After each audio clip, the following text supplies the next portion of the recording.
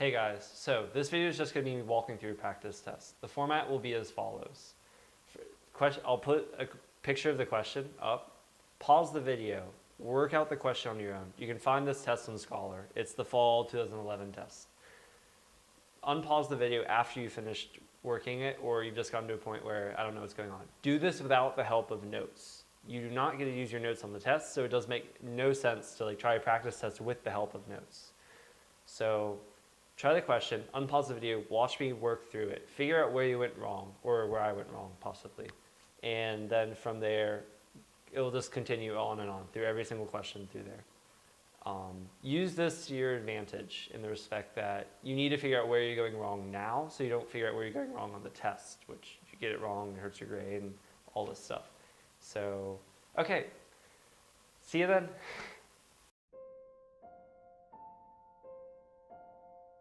Okay, so let's get started. So first question, choose a mechanism following reaction. What is the question asking? It wants the mechanism. If you look at the answer choices, they're all mechanism types. SM3 doesn't exist. This has nothing to do with radicals. So look, from here, you're looking at the leaving group and the nucleophile. So the leaving group is Br, the halogen, good leaving group. It's attached to your first degree carbon. The next carbon over is a second degree. And then look at the nucleophile. So you have basically a negative Cl. Cl is a halogen. It will be a weak base nucleophile because it holds onto its electrons very well. So from there, that's all you need. This is a very simple question.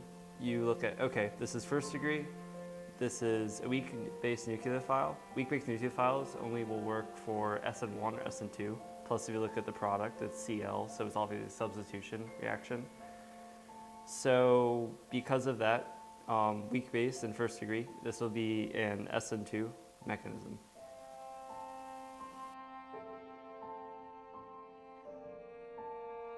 Okay, so if we move on to number 2, which of the alkyl halides react with this? It's an alcohol. This is going to be a poor nucleophile without rearranging. So the question is asking, which of these, if the leaving group leaves, will not basically rearrange if a poor nucleophile? So if it's a poor nucleophile, it's only going to be SN2 or E1. So there's going to be a cation that flips in between. So carbocation or rearrangement can happen. So what you need to do is look at every single spot that there's a halogen attached to, and then check the substitution. So if you start here, this is second degree, that's first degree, that's third degree. That'll rearrange. This is second degree, that's second degree, that's third degree. That'll rearrange. This is second degree, this is second degree, this is third degree. That'll rearrange. This is third degree, that's second degree, that's first degree, that's second degree. So of all of these, even if you just do this, you can tell, okay, all of the halogens happen to be bonded to second degrees with a third degree right next to it, except for 4. Since these are all halogens, they're all going to be good leaving groups. Third degree carbocation form here will not rearrange because it's already on the third degree. So 4 is the answer.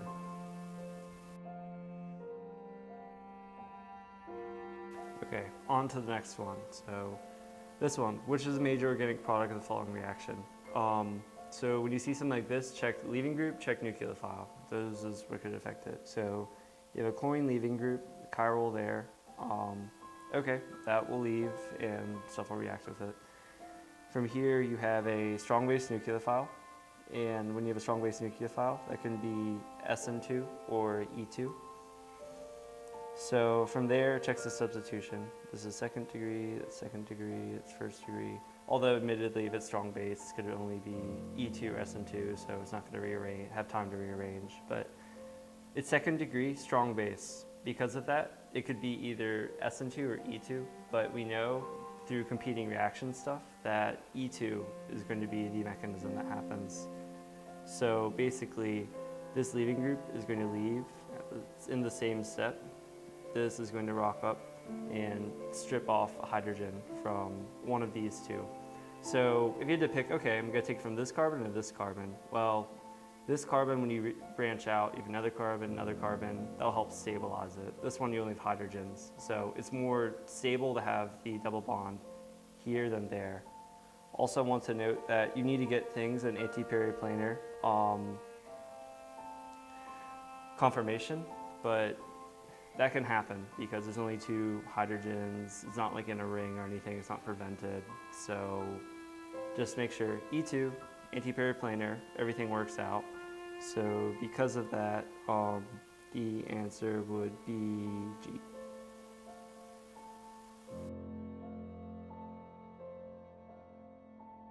Okay, so moving on.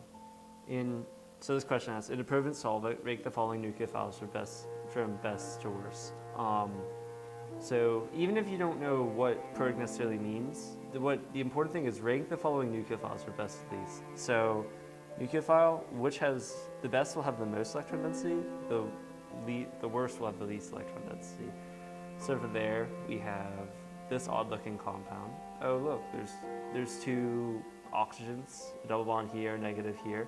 There's actually resonance between it, and it'll switch back and forth. So this is sort of like the equivalent of 1.5 bonds to oxygen. But anyway, moving on, we have just a negative sulfur. Okay, we can check out its place on the periodic table and check if it's a better base or not. We have a negative oxygen, then we have a neutral oxygen. So out of all of these, I would say that sulfur is going to be the best, just because it's further down the periodic table, will act as a better base. So that's 1. Then from here, neutral oxygen is going to be the worst, so you always can say that's 4, just because everything else has a negative charge and has more electron density because of it. So this one, you have oxygen with a single bond to, hydrogen, and you have oxygen with a bond and a half. With resonance, it makes it a less good nucleophile. So because of this would be 2, this would be 3. I'm fairly confident the answer is 3.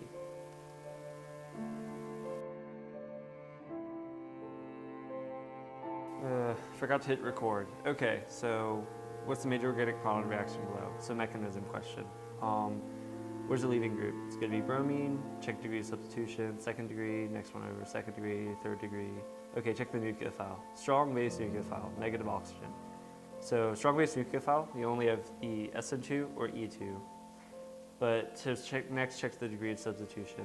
The 2nd degree, so even though they'll both happen to some degree, the one that will win out ultimately on a 2nd degree carbon would be E2. If it was 1st degree, SN2 would win out. If it was 3rd degree, E2 would win out again.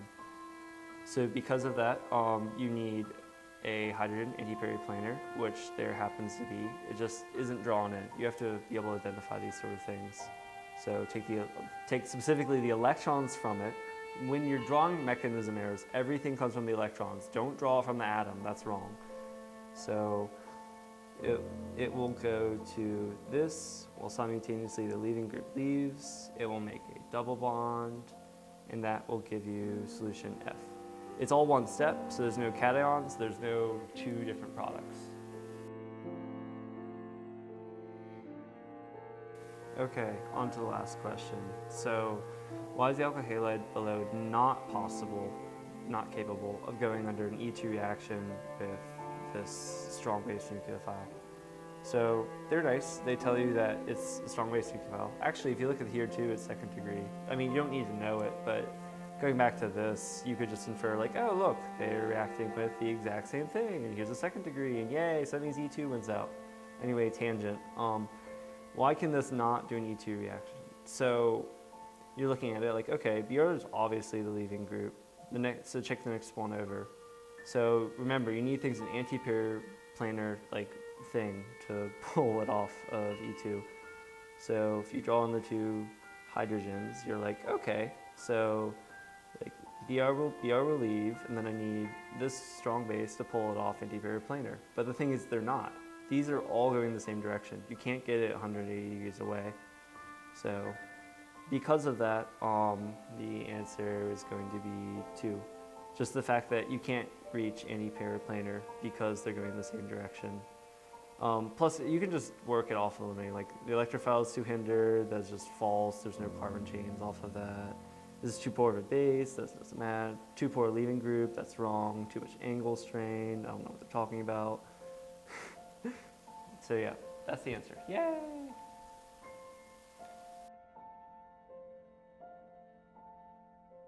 So when you get to matching, you see all these things are like, what am I supposed to do? Just stay calm, read through, figure out what exactly they're asking you. So matching, fill each blank with correct letters.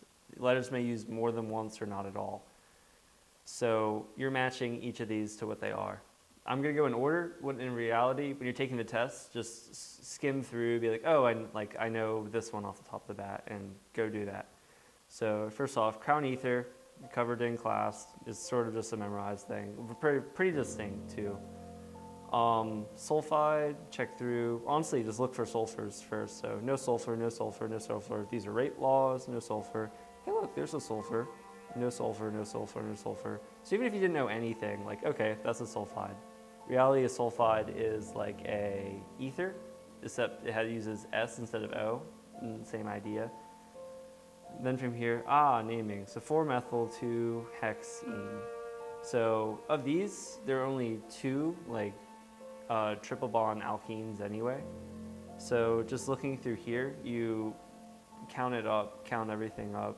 How would you name them and figure out from there?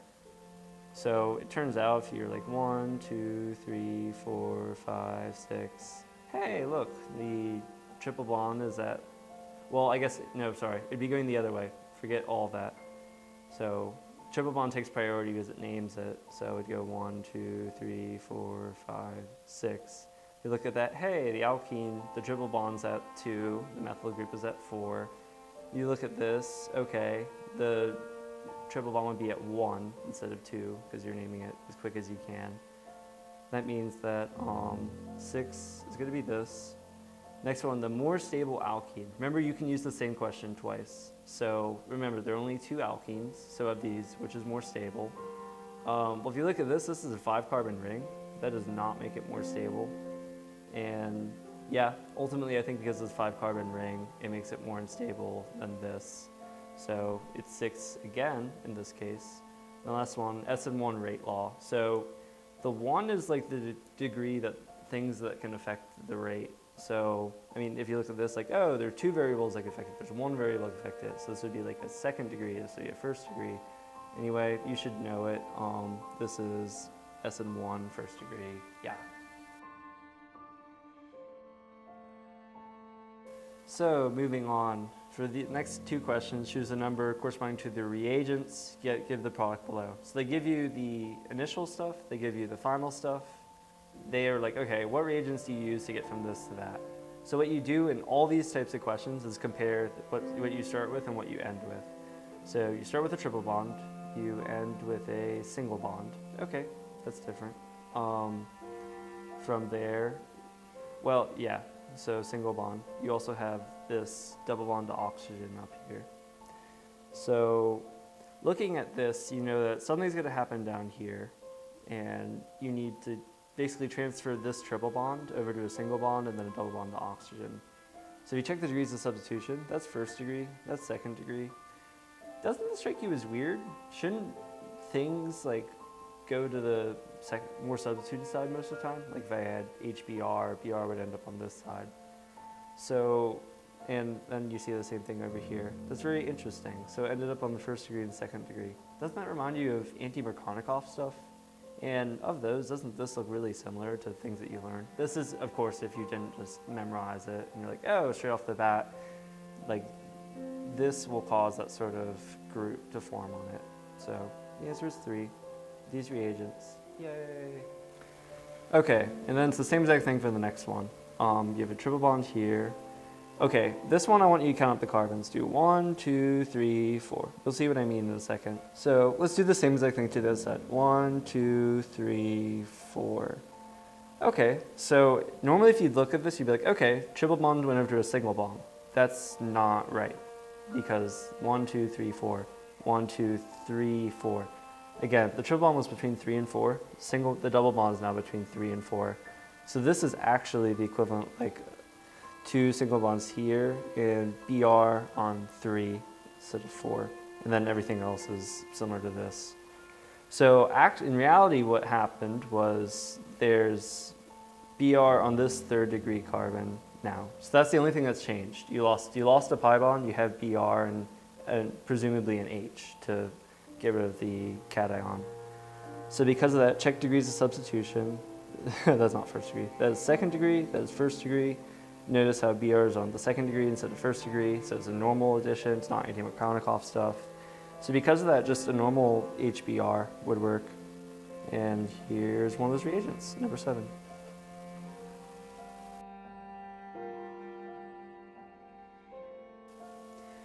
Draw and label examples of a protic and aprotic solvent. So when I said earlier you don't need to know it, that's not true. You need to know it for things like these. You just need to know it for that question.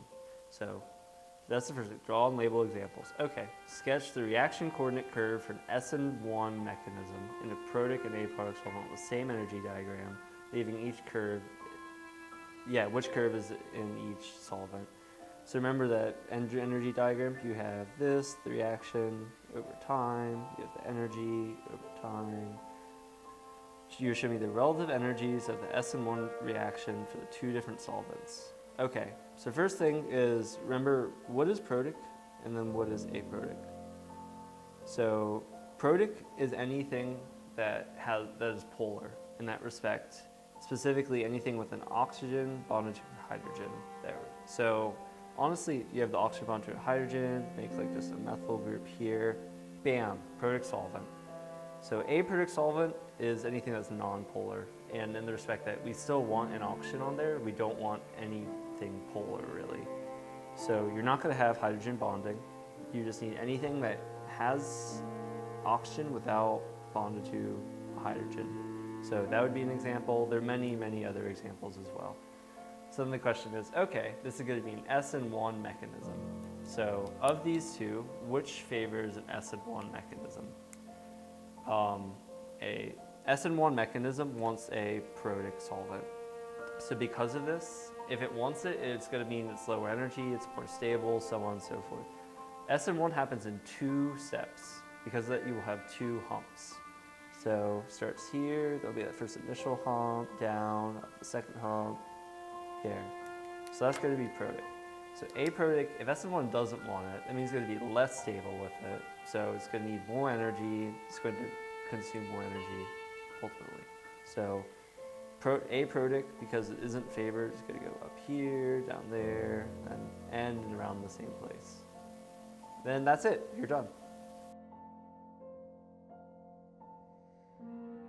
Okay, 16-17. Give the major organic products for each reaction, including all stereoisomers on the op scan. So anything you do on here, put it on the op scan. That's just for our class. So of this, look, what's the leaving group? What is the nucleophile? So look at this, okay, like that, and not really a good leaving group. You don't want negative oxygen going off. You're not gonna bring it on with a carbon.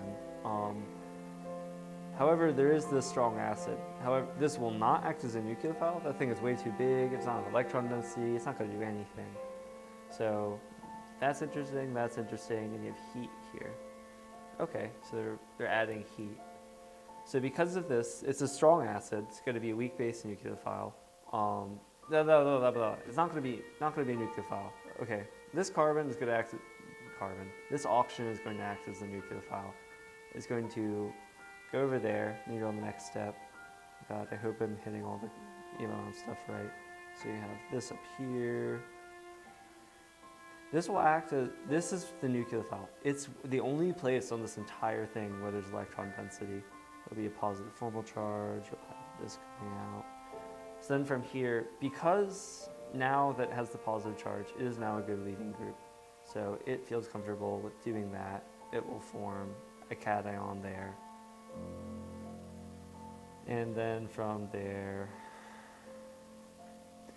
okay, so you're going to have this cation here, right? It loses the chirality because now it's a cation. And then you have water floating around, plus the rest of this, but it doesn't affect anything. So from here, this is a poor nucleophile, but there's a cation. But it's also 3rd degree. So because it's a poor base nucleophile, the only things that will happen will be SN1 or E1. It's 3rd degree. So of those two, elimination stuff's going to happen. So because of this, you're going to have these two down here. There's already cations, so it'll strip the one in periplanar. That will rock up and make electron density there. And ultimately, you are going to get 1, 2, 3, 4, this, and then there. Again, for the same reasons as earlier, this is second degree, that's first degree, that's third degree. It's already on third degree, so it's not going to rearrange. You want the double bond with the second degree instead of the first degree because it's more stable with that. And that's your answer.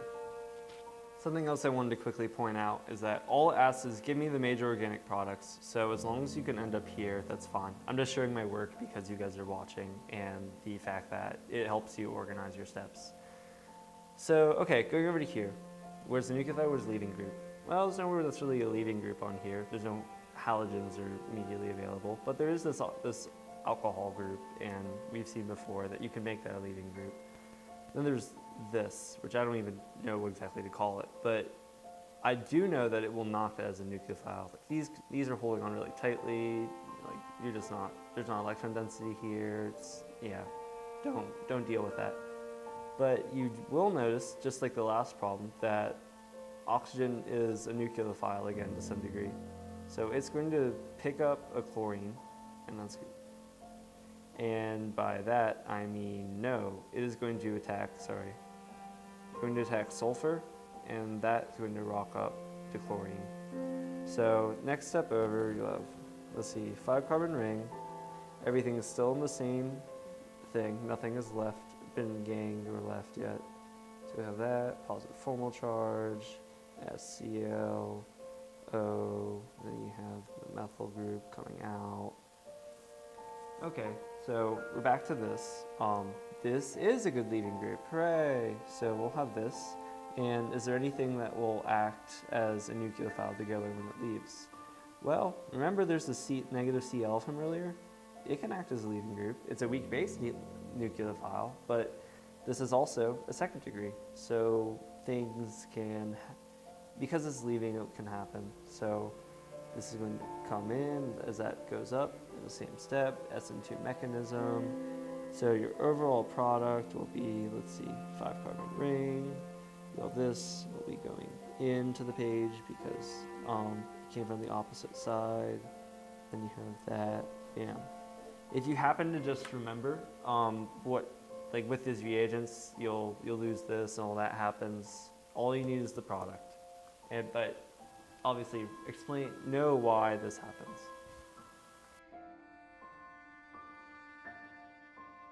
You guys probably hate the sound of my voice by now. Okay, so propose a mechanism that explains how the problem with the right is formed. Do not add any new reagents. So using only these, explain how it gets from there to that using mechanism arrows showing all. Use curve arrows show the movement of electrons, show all intermediates, so everything in between. So the steps do matter. So again, what do you start with? What do you end with? How does that change?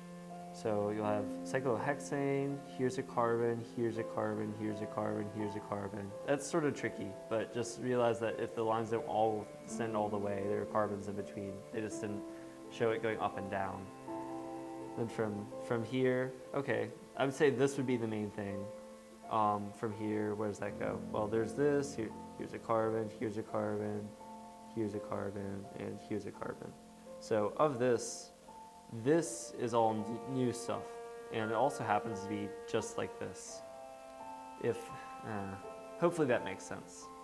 So of this, where's a leaving group, where's a nucleophile? So here's a leaving group, there's a nucleophile, but there's not really that's third degree. You're not going to get SN2 to happen there, E2. Don't worry about that. Br is a leaving group, so it's going to leave. Bam. That is a step. All on its own. So there you'll have the 5-carbon ring. That's a horrible 5-carbon ring, my God. Methyl group, positive charge there. So, okay, hey, there's a positive charge. Hey, there's a nucleophile. Let's have that nucleophile go to that positive charge. Notice also the fact that this is on the other side now. They've rotated it and moved it around. That's just trying to confuse you, right? Pay attention to this is a 6-carbon ring, that's a 6-carbon ring. Count up the number of carbons if needed.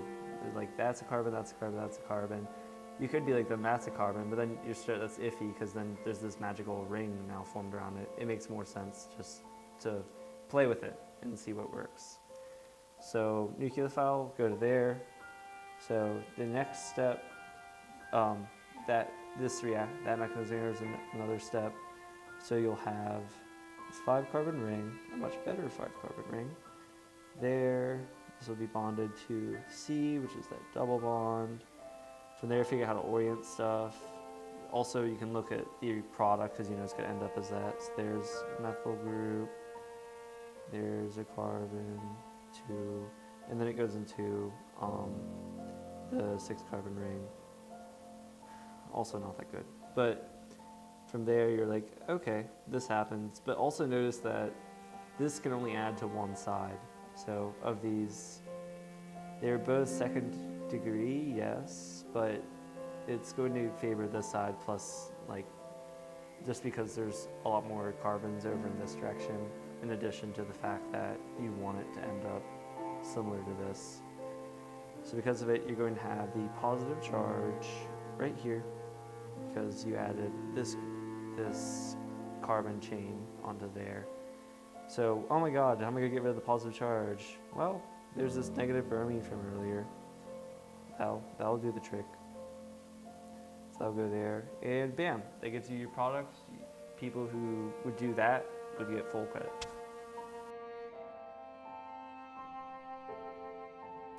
So last up, we have an epoxy question. Last question of the test. Yay, you made it. So when I see an epoxy, I think, okay, remember, acid and basic conditions make the difference. So which side will this end up on? Less substituted, the acidic side, or the more substituted? More substituted side, basic. So check what's similar, what's different. Well, there's like these 4 carbons and the sort of like cross thing. If it was more basic, end up here, more acidic, end up here. Oh look, like there's sort of the cross thing, and then there's an oxygen and stuff. So I would say, okay, something basic is going to happen. It's going to go up to there, and something to add here. Of all the steps, so you could be like, okay, so I'm going to have there, maybe put a hydrogen on there, then start messing with this group, then have it. Okay, of all the things on this new thing, this is new, maybe not the oxygen, we'll see, but these stay the same. The hardest thing to put on here is going to be the carbon chain. You're going to need organometallics on there, and those things are like crazy strong bases. And basic would work out in this case. So first step, by the way, give the methods and reagents. So you don't necessarily have to draw stuff out, as long as you can give the reagents, be like, okay, this adds this group, those go there, that gives you the product, it works. But drawing out all of your steps helps understand what's going on. So you have CH2. So the first thing, well, yeah, to the carbon, to the oxygen. The first thing I want to do, honestly, is add that carbon chain. We know basic will do it. We need an organometallic with 3 carbons. So I'll have La+, negative C, God, drawing it all out. CH2, CH2, CH3. Okay, which would add to this group, and I'll just do that. 1, 2, 3. Okay, works. Now you don't want to just leave this as a negative carbon. Finish drawing this. By negative carbon, I mean negative oxygen. So you don't want to leave it as negative oxygen. So that's going to be the first. The second thing is just going to be a strong acid. Something that donates in a hydrogen. So do it like there. Okay. So it gets really tricky from you. How the heck am I going to put like another carbon chain plus all of this on there? And you actually have learned reagents to do this. So what you want to do is switch out this OH group with a better leaving group. For this, I'm going to use HBr3, PBr3, and that will basically transfer this into a Br. Everything else is the same. So from there, what do I want to do? Everything else is implied here. The only thing that changes is this alcohol group and this Br group. So this is a good leaving group. Think simple. Okay, I want to get rid of Br, I want to add this. So you can do something ridiculous like, oh, here's a negative lithium, positive lithium, negative oxygen. That literally forms what you need to put on there. So in an SN2, because this is a strong base. In an SN2 thing, that will leave, the electrons there, we'll attack the point that it was bonded at, and bam, gets you the answer. Thank you guys for sitting through all this and listening to me. I hope this helps. If you notice anything that's wrong in this video, please leave a comment so that I can fix it. And good luck on the test.